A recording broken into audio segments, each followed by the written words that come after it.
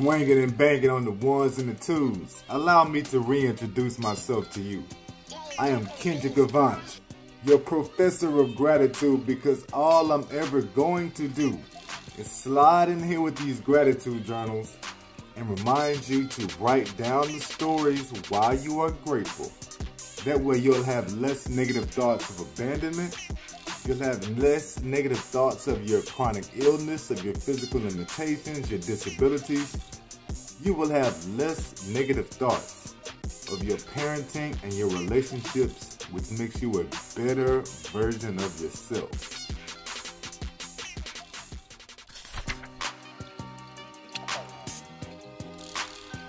Before we start today's podcast here at the University of Gratitude, let me give you a tip if you are in a wheelchair. There is an app called Overdrive where you can download books at the public library. That app is coming to an end, and you now need the Libby app to get those free public library audiobooks, visual books, to check out things like that. The Libby app, Libby. Give me something to celebrate and recharge my ship, Professor Kendrick. It is National Vitamin C Day. There goes a reason to get out the wheelchair to try to get out the bed. You can celebrate by grabbing yourself some oranges, grabbing yourself some of these lemons and putting that in the water like I'm always telling y'all to. Vitamin C is great. It is great for things like colds, helping you fight the cold, and you know we got to duck that. Vitamin C is great for reducing blood pressure. It is great for lowering your risk of heart disease. And vitamin C is great for the skin and the hair. King's News is whatever made you stop scrolling through your phone or made you laugh out loud today. So a ramen shop in Japan is the restaurant that has banned smartphones from dining. And the reason why is because people will take forever and a day to actually sit down and start the meal because they're playing on smartphones too much. I actually kind of agree, man. I cannot lie. Ain't nothing like going to a restaurant and you can't sit down because everywhere you are looking at, people are on their damn phones instead of eating. And I support playing on phones. I fully support social media because I'm disabled. And if it wasn't for social media, I wouldn't have shit else to do. Nope. But yes, I do agree with this. And the reason why it is stopping my scrolling, because I brought this shit up to my kids and they fell out. That made me laugh and stop scrolling by itself. Yo, my student, Super Wavy, Shawnee, gifted me this beat. It is called Letter to Pimp C. Stuff done. So my very first one, starting off here today. Me, yeah. Shout out to DoorDash. I've always thought that DoorDash and Uber Eats were about the same shit. And yes, they do the same things, but nope, they are not. DoorDash gives you a whole lot better options, such as allowing you to order from the liquor stores.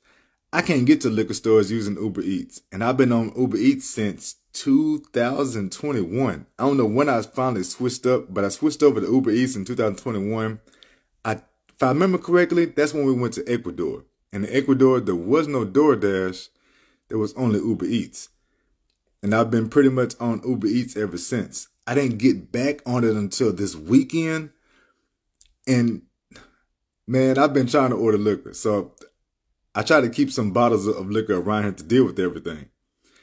And on Uber Eats, suddenly I can't order from the little bit liquor store right near me, right over there near the gas station. I suddenly can't do it. It says I'm too far.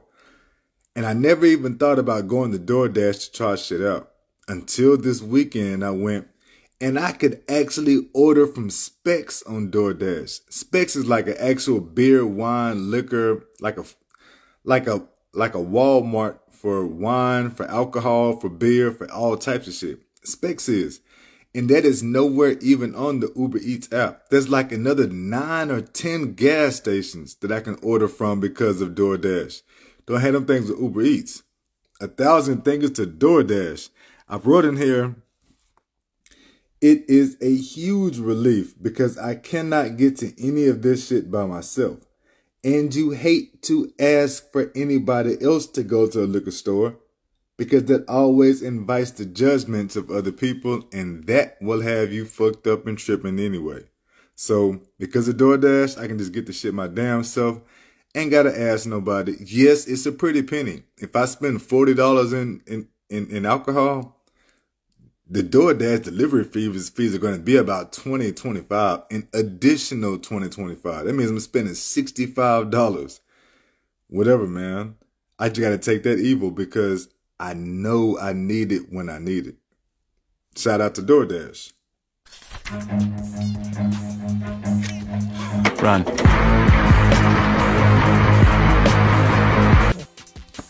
Number two. My wife has really been showing me a bunch of love lately. She's been making protein muffins, keeping me on the protein muffins because my physical therapist and my nurse say I do not eat enough. They say I'm under eating and how this messes me up, and that's probably why I don't have energy and everything else. So I know it is my wife showing me love because her love language is acts of service. And definitely doing all this cooking and prepping meals and everything for me, that is an act of service. So I got to stop and recognize when I'm getting the attention from who I want, when I want, stuff like that. A lot of times we will think to ourselves how nobody is paying attention to us. That's one of the demons that we have, our damn selves. We're always thinking, ain't nobody paying attention to me. Ain't nobody watching me. So when you realize that somebody is, stop. Write that shit down in your gratitude journal. That way, on the bad days when you just flipping through and just trying to get yourself in the mood of writing this shit out, you'll run into something like that, which will remind you, yes, people are indeed looking out for you. Yes, people are indeed looking out for you. One of my wife's love languages is also gifts. I know she is doing gifts with this shit because she made me like a dozen pre-cooked egg little McMuffin things. And y'all know what the cost of eggs right now. Whoo, that is a hell of a gift. That must have been $100 because eggs cost money. Your damn insurance these days. Whoo. Recognize when you are receiving the love. Write that shit out. That is a whole story by itself. Get lost in that. And I'm still looking for a perfect. What? What's this? Oh my God! There's a bird in my car. Oh, it's a bird. It's a. And my last gratitude today. So I got my Buddha back on the wall. I actually have a Buddha, like a Buddha poster, and it's been down for a long time. It's been down the entire year. It is April 4th, and I haven't had my favorite Buddha poster on the wall since, I want to say, maybe Thanksgiving it fell off the wall. Either way, so I got the stuff fixed. And on this favorite Buddha quote of mine is the quote, "Let that shit go." And that's why it's one of my favorite posters. It reminds me to slow down, get things done, and put real energy into letting shit go. It's easy to say, let that shit go. It's easy to repeat to ourselves, I need to let that shit go. Damn, I gotta quit tripping. I gotta let that shit go. But until you spend some actual energy, some actual activities and other things to let this shit go, you know your ass won't. You're just going to keep saying it out loud and then coming right back to it. So having that poster on the wall again, Buddha in his position, let that shit go. I actually will stop and do things to let that shit go, especially at work. You work on the phones and everything like that, dealing with sales. You hear all types of bullshit dealing with sales. Oh man, people will get on your ass. I had a lady tell me the other day, she was going to put me on social media blast and let the whole world know how full of shit I was because I quoted her a price and she didn't like the price.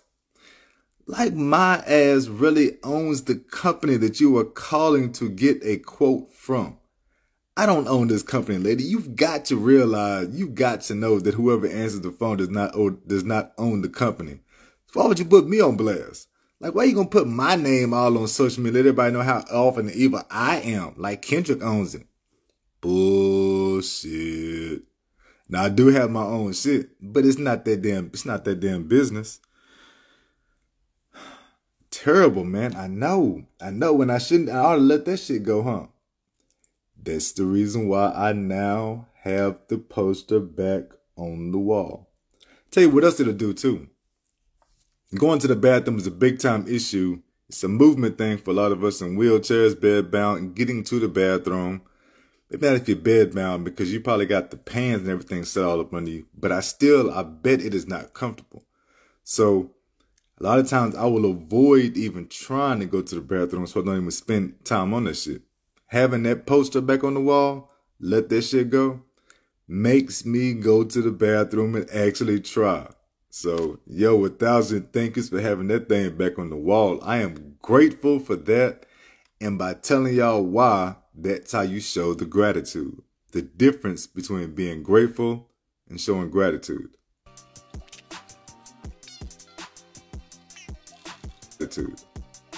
Yeah. Y'all be pretty. Show your gratitude in these stories.